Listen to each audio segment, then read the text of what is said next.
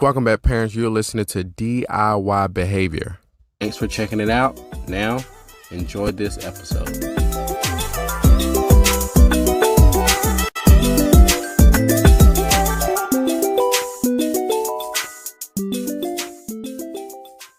So it's the first day of daycare, and it's been nothing but stress and a high level of anxiousness leading up until this point.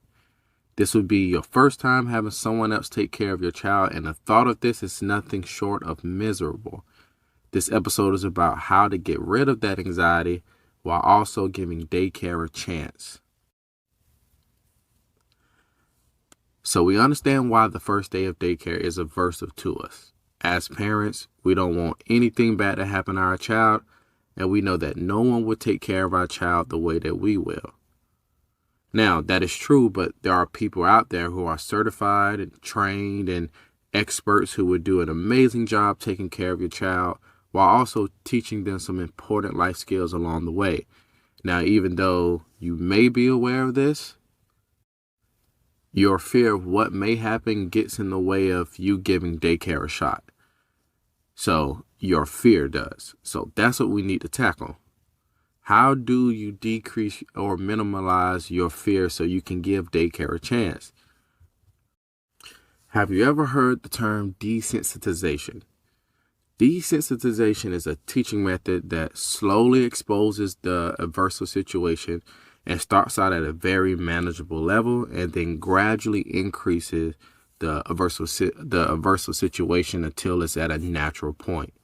And I know that's very technical, but to make it relative and to make it understandable, essentially desensitization takes that thing that you're most afraid of, and even though you know that we need to tackle it, it exposes you to it, but at very manageable steps, right?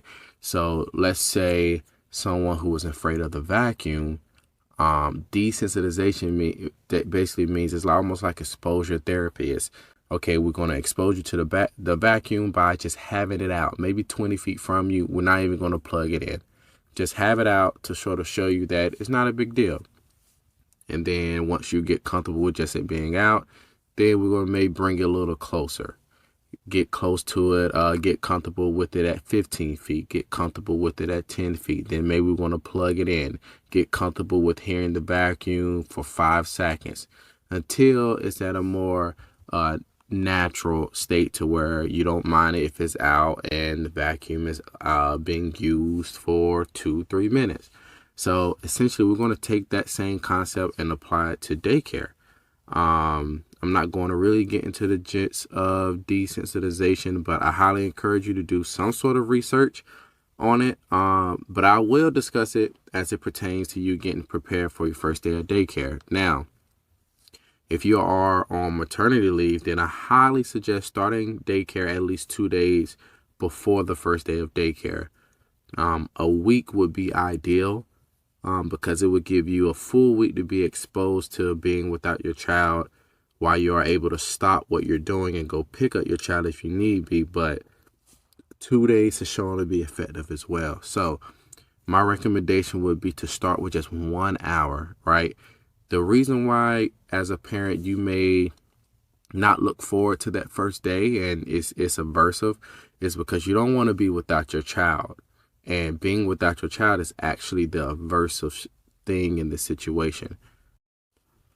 So if you think about it, it's not your child being away from you. And a lot of times the child is just fine. It's the parent who don't want to be without the child. We've all been through it. So I say all that to say, most daycares should allow you to do this as well. They should be open to you, for one, because you're a future client, future money. So they may, look forward to the accommodations and say like, yeah, sure, we don't mind you coming in a week early or 2 days prior.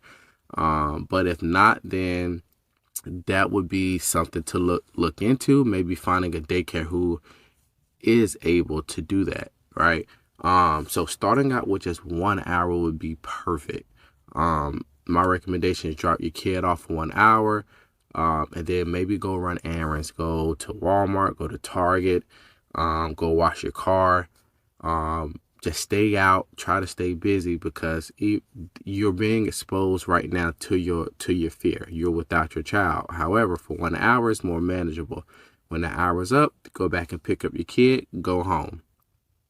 And do this, if you're starting off with a week, do this for the first day or two, right? And then bump it up to 1.5 hours or 2 hours, right? What you'll find yourself as the parent is being more comfortable with the drop off, being more comfortable being away from your kid. You're getting in the routine, and also your child is building a relationship with familiar staff, and you are too. You're getting the gist of how daycare work. Now, you do this for a week. By the time it's time for you to go into work, you still may have that anxiousness, but it is at a much more manageable and lower level than if you were never done it the first place.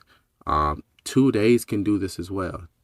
Maybe on a Thursday, drop your kid off in 1 hour, the next day 2 or 3 hours, and then when it's time to go back into work, it'll be much more manageable than if you would have never done it at all. Right? Think about it.